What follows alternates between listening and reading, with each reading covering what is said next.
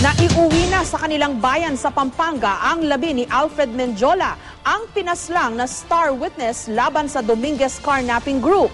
Samantala, na-recover naman kanina sa Baclaran ang sasakyang ginamit ni Menjola at dalawa pa nitong kasama bago sila natagpo ang patay linggo ng umaga. May report si John Consulta. Pasado alas 7 kaninang umaga nang matagpo ang abandonado ang Toyota Grandia van na ito na may plakang TBO 299 sa may Ross Boulevard sa Baclaran. Napag-alamang ito pala ang sasakyang nirentahan ni Alfred Menjola, ang star witness laban sa Dominguez Carnapping Syndicate. Linggo ng umaga, natagpo ang patay sa isang bakanting lote sa Dasmariñas, Cavite, si Menjola at dalawa pang lalaki. May tumawag po sa amin, concerned citizen.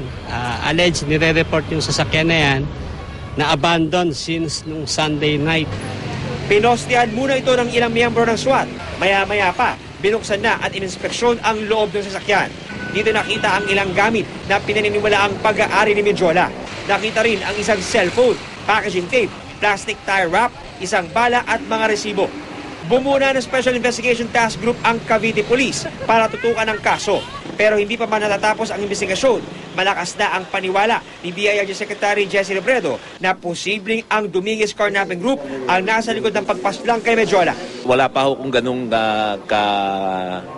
kabuong detalye.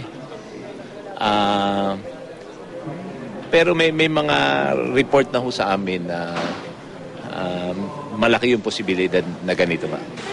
Mari naman itong itinanggi ng kampo ng mga Dominguez kahapon.